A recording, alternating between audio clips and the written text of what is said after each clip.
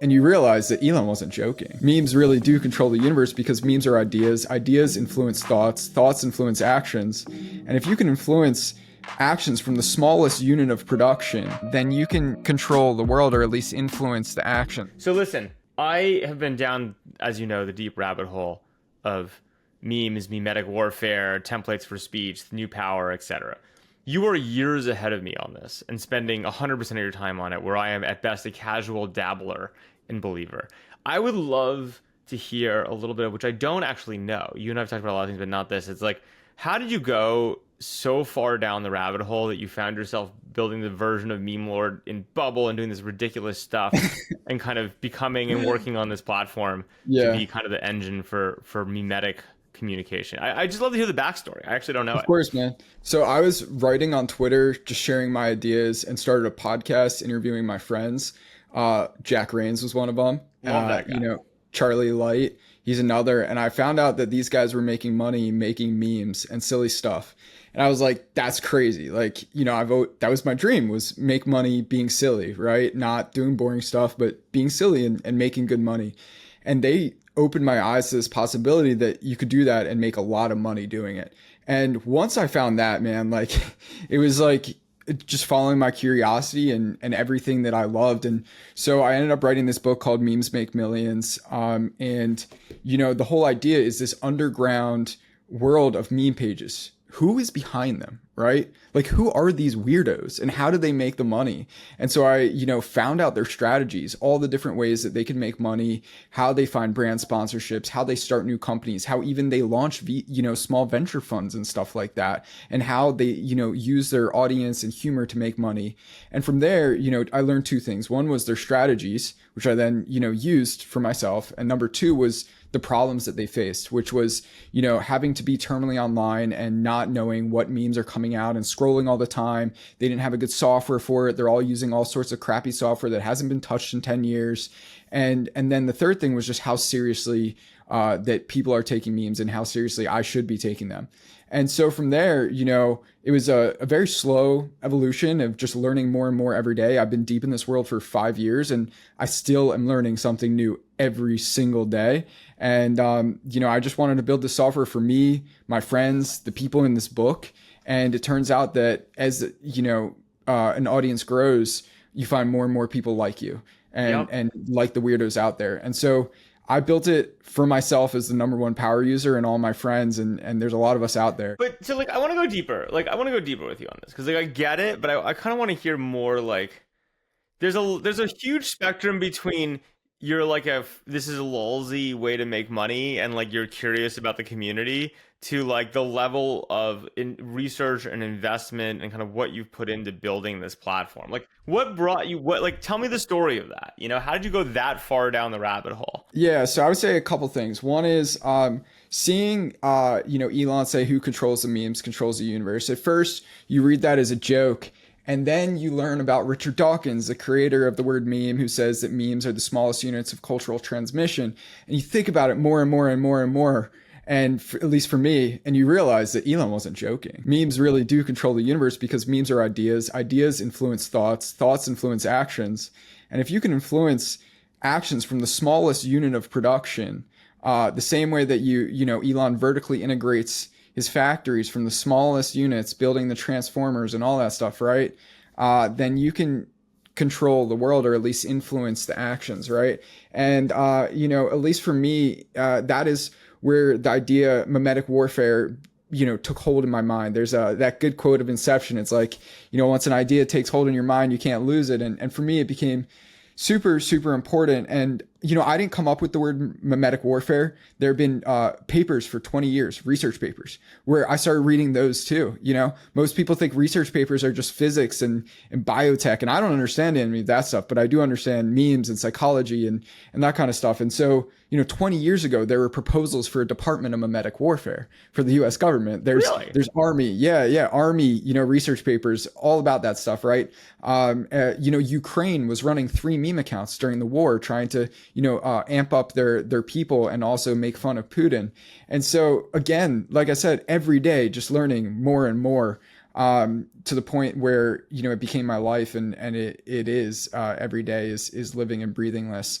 From there, just also meeting people who are not just silly meme lords, but people who are working alongside world leaders, working alongside billionaires, working alongside, Hollywood producers, and people who are having major impact, who take this stuff seriously, was kind of like, it was surreal for me. It was like, holy shit, like, am I not taking what I'm doing seriously enough? I wrote the book on it, and am I not taking it seriously enough? So it was, dude, I wish I could say it was like this gradual white light, but it was just 5 years of like digging down a rabbit hole, the same way some AI founder does a PhD in, AI. I did mine in memes and memetics and silly marketing. Yeah, I wish it was some, white light acid trip like Steve Jobs or something, but it just wasn't.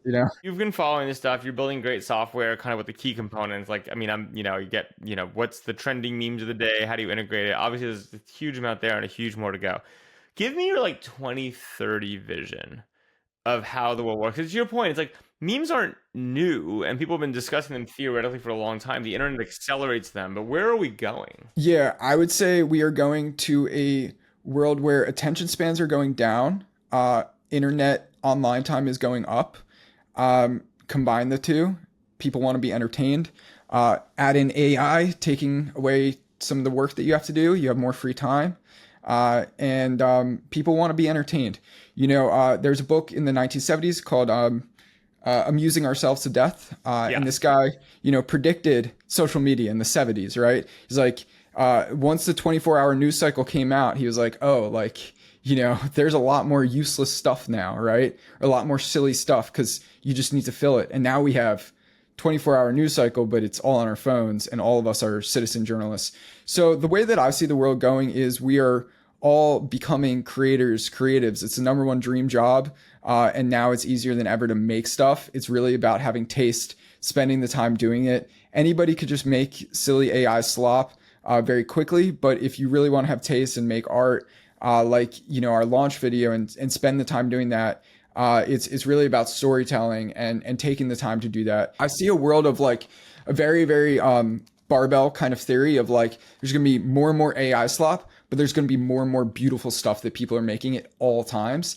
And at the end of the day, like, we're just going to be consuming and creating so much more. The quantities. But let me push you. Like, I want to push you on this, which is like, in my mind, the big difference, like, I would argue, and you can challenge me on this, that like, marketing slogans versus modern memetics are different, right? Like, and let me kind of give you my take on this, but I want you to push me on it. My take on it is like, in the mass media culture of the last century, right? The thing we talk about as memetics, something would be something that like was fun to repeat, or you would repeat in a social context to be the same as everyone else, right? It was like an expression of communality. And so controlling what those touch points were effectively of communality was a big deal, of being a member of a group. The difference of modern memes and modern memeing and what you now do is you're incepting a template which has to be personalizable and riffable in order for people to want to transmit it. Because what they're actually looking for is not, I want to feel connected to a group as one member of the group, but I want to be acknowledged as an individual separate from the group. And that's like a fundamentally different dynamic. One, I'm curious if you think that's bullshit or you agree with that. And two, I'm kind of curious, to the extent that that's right or partially right, what does this look like in 10, 20, 30 years? Like, does it stretch in new directions, or are we in like a terminal state? Yeah, I would say that's fairly accurate, but it depends the meme template. It depends the person. Some people just want to, look cool in the group chat. Some people want tens of millions of views. Some people want to make money with it. Some people just want to make their girlfriend laugh. So I would say it's very different per person. But I really do think, 10 to 20 years is like, we're all pushing ideas. We're all creating content in some aspect. And like I said before, as attention spans go down, internet time goes up, you need to make it as simple as possible. Elon said it himself, which is memes are the dentist form of communication. You could fit so many ideas in a meme. I mean, I wrote in my book 3 years before Elon said that. I mean, is pictures speak 1,000 words, but memes speak 1,000,000. And so, if you want to share an idea as viral as possible, as simple as possible, you do it in a funny, simple, templated way, the exact way that you're talking about. And I think we're all doing that, whether it's the government is now posting memes, multiple governments, not just ours, and they're not doing it like people think that ICE is posting memes as like some weird fascist show of power. No, they're doing it for virality and recruitment because it's hyping up the people who are into it, like young men who are actually going to work there. you know, they don't care what other people think, And so, just like, I think there's also a fundamental difference here that we've been seeing for 20 years, which is the difference between propaganda and memetic warfare. And so propaganda is not a new idea. It's 100+ years old. Edward Bernays, father of PR, the Nazis stole it, whatever. But memetic warfare is a social media form where, propaganda is one guy to many people. Memetic warfare is one to many more, right? Exponential. And if you have the power like we do to seize the memes of production, where we are texting people all day, different meme templates, right? Then what you're able to do is give people ideas. And we take that privilege and we're gonna push out the bad ideas, I hope, and win the good ideas. We're in a time right now of idea warfare. It's why on the cover of our site, the keyboard is the new battlefield. Godsod, he has a great book that just came out about suicidal empathy. Right, it is a terrible mind virus. He also wrote The Parasitic Mind. Elon wasn't joking about mind viruses. Neil Stephenson talks about it. In Snow Crash, right? 100%. One of my favorite things that I've gotten over the years to know Neil Stephenson. I still am totally starstruck every time we have a conversation. Yeah. Same. I met him a few weeks ago at Long Journey's investor retreat, and I just thanked him. I was just so grateful because Snow Crash got me started.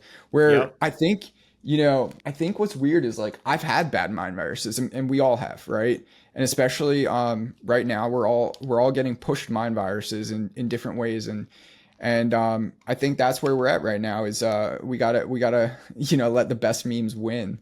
And so if you're starting a vibe coding revolution, you want to use memes and you want to push that idea that you could just do things, right? The you could just do things meme is, perfect for that, right? If you're, a defense tech company and you want to push the importance of that and, fuck China and we need to save America, that's a meme right there. You want to amp people up with patriotism, right? And excitement. These are all just simple memes and ideas, but everything comes down to the basic root, I get it, man. Yeah. No, I know you do. I think I know you were also curious about what we're using money for and stuff like that. I think was give me that story. Yeah, of course. So as you know, we grew Memelord with Bubble. I built it to 100K ARR myself, like a madman. I don't know how to code. I found people smarter than me. Recruited a ex-government engineer to come make memes and win the memetic warfare. And so we're going to be, using the money to grow out our engineering team and most importantly, subsidize AI video credits and make it cheaper for our users to make movies and crazy videos. I think the same way that anybody can vibe code ideas now, we're hitting a point where anybody could start TV shows. Anybody can create movies, even, actual movies, full length movies, I'm saying. And it's really just a matter of time and hard work. I think, we're extremely excited, grateful. And as I said in my recent tweet, we're going to save that money and spend it well. We made our launch video for $300, blood, sweat, and tears. I didn't go outside for 3 days, and it was some of the best times of my life because I think what a lot of people get wrong about AI is it doesn't do everything for you. You still have to work really hard. And, people are going to be able to, anybody can make AI slop, but can you make beautiful art using AI? That's what we're pushing our users to do. Can you make real movies? And we're going to make sure they can do that. Here's my question for you on this, like in terms of making movies, etc. Is like, I see you doing that and I'm like, like what? This seems like a lot of work. Is almost the way I would put it, right? Like, you know what I mean? Like, I'm not saying that it's like not the right thing to do, but it's like a very, like, I understand that the cost curves are in your favor over time and like all that type of stuff. But how do you think about the amount, like the beauty of, if you take it like the world of like, you have a picture and you're putting some text on it or whatever, is like the form factor is pretty rudimentary, but it's like super cheap to generate. And that means it's really easy for people to remix on their own. You can look at what, like, for instance, even, Mark and Meta is doing with their like AI feed, right? Where it's like it's highly tuned for remixability in a lot of ways. So like, but talk to me how you think about that, and like where how much production value to put in, and like what are the key properties of like a template that's adaptable. I think you get out what you put in. Really, like for me, like I care about my art so much, man. Like, like before like I got into tech, I was a straight up artist, like really, really care about it. I have my collages over here. I've had them in galleries. I've, won photo contests, and like I found tech 5-7 years ago, really. But like, at the end of the day, art is everything to me, and it's why I care so much about the design. And so it really depends on what you want to get out of it. Like for me, right? Like I said, 3 days I didn't go outside, and those were some of the best days of my life. Like I literally messaged my team. I was like, this is the happiest I've ever been. I got to play on my software for 10 hours today. And Yep. yes, I can't do that every day. And, I become the director and have my whole team doing that. And, there's a team that we scale out. But I think I had the most fun time ever. It was amazing. And I got to make my vision come true. A lot of founders want to quickly delegate their visions, but I got to do exactly what I wanted and show that. And people could feel that. And I know that for a fact, that they know that they felt that, and that I didn't delegate it. And so whether you're a founder, an artist, whoever, it's a good use of time. Making art is a good use of time. And as we have more and more free time, I think more people will be able to spend time doing that. Secondly, I also think that it's getting cheaper. B, it's getting easier, where you can make things faster and faster. You get better at it. It's a skill, just like anything else. It was a skill that I learned very hard. Was you can't just generate the clips. You got to write the script. The same way that Quentin Tarantino, you start with a script so you don't waste time making the movies and filming stupid stuff, right? So you start with the script and then you go do it. Like, I don't know. Personally, I find it really fun. We're going to be building out, our whole team. We want to be the top, best, AI funny movie makers in the world. And so for me, it's worth that time to get incredibly good at it and invest in that. Do you think, though, just to push you, and again, I'm curious, Jason, because the question of like almost, this is now again the really abstract question is like, what is art, right? To some degree. Yeah. Like, how much do you think, like, you think about Tarantino or a single great thing or a single great story? Like, at what level do you write that versus is the remixability and like the ability for people to take it and make it their own, like actually one of the core components of what great storytelling and great art is, right? Like, or put differently, some would argue, right, that some of the most famous stories in history, the Old Testament, the Odyssey, the Iliad, right? The amazing part in theory, right, is that the core work hasn't changed in thousands of years. And yet, they're also the most remixed stories in history, right? And so if you think about like the core stories of it, like the reason they're powerful is both because the core canon is consistent forever, but they're infinitely recontextualizable, right, for different eras and ownable in different ways. So how do you think about that in terms of like when you think about like creating this platform for storytelling and art, like how do you think about that, right? Like, what component dominates? What's more important in the model era? Like, how do you think about those things fitting together? We are all remix machines. No idea is original. It is very arrogant to think so, considering humanity has been alive for 10,000 plus years. Every idea comes from the hero's journey, biblical ideas, exactly what you're saying. We are all remix machines. I had this blocker to making art when I was 17, 18, 19, because I was like, oh, nothing's original. I'm not unique. And then I read this book, Austin Kleon's Think Like an Artist.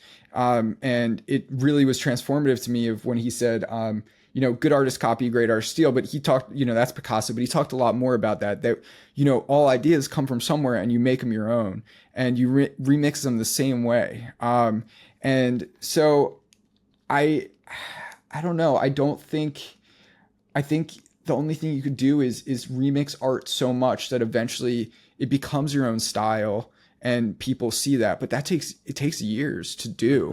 I've been making Photoshop art since I was, 15, 16, making Grateful Dead stickers. And now I have this weird style. But at first I was just copying other people's and, remixing it to my own. And Really, it's a crime of obsession and passion where, yeah, I think at the end of the day, the reason why memes are so powerful is because they're infinitely remixable, and that's what makes them beautiful. Is anybody could put their spin on it, and you could become an artist very easily. And really, memes to me, what I've realized is memes are the gateway drug to making art. Memes, it starts out, you just add a little format, and then you're like, huh, what happens if I right click, AI edit, switch this, add a weird filter, blah, blah, blah, blah, blah. And now it's like suddenly I'm making cool art that I might throw on a poster. I Mm-hmm. might do this, right? Like, it's a beautiful feeling to watch people, have that creativity. It's gotten to the point where, my stepdad, who runs a kitchen business, is making stuff on Memelord to promote his kitchen business. I'm very proud that he's now able to use it. It's easy enough where anybody can have fun and be creative to some degree. I love it. Well, what else? I mean, like, I'm excited for the journey you're on. Like, you're on it. It's exciting. I think like it's great to see you getting out there in the world with kind of the platform and kind of really pushing and experimenting pretty aggressively in all the good ways. I'm super curious to see where it goes, but I don't know. Anything else we should talk about or cover that we can clip up and share to the world? Let's see. What are you worried about? That's always my favorite question. This doesn't work. Or like we look back and you're like, wow, that was a totally wrong set of decisions. Like what do you think? What's talk to me about that? What do I worry about is, um, will people be as obsessed as me about making movies and videos, or will they just jump to the quick AI video generator that gives you 5 second slop? And I worry about that, but at the same time, I think to myself that people have been making movies for a long time. I think about the Spielberg quote. I repeat it again and again: "Pain is temporary, art is forever." And there are people out there who do care, and will put tens of hours into Memelord. We already have people who are buying extra AI credits because they're running out 3 days after launch. So there are people. It's the power users. The same way that the average person might use TikTok to edit, the power users will use Final Cut and Adobe Premiere and stuff like that. And we want them to find Memelord and do that. So that's what I worry about is finding those people. I worry that Hollywood will not allow me, right? Or will fight against me as the guy who is working with politicians. But at the end of the day, I'm gonna fight my way into it. Like I'll do whatever we need to, blood, sweat, and tears to sell into studios, and we're already have started some conversations there and record labels and stuff like that. So I think if you make a good enough software, people won't care about that stuff. Those are the things I worry about. I worry. Yeah, those are the main things I would say. Yeah. Fair enough. Fair enough. Yeah. Look, I'm psyched for you. I'm glad you got out there with the kind of the next steps. I appreciate it, Playing man. along. I'm very excited. I mean, I'm as you know really interested in all this stuff, but in particular, kind of this. If you think about how do you think about creation, adaptation, and like community all at once, right? So rather than Yeah. thinking about you deliver a fully baked piece of art and it is what it is and it either moves or it doesn't, that kind of iterative thing is extremely interesting and powerful.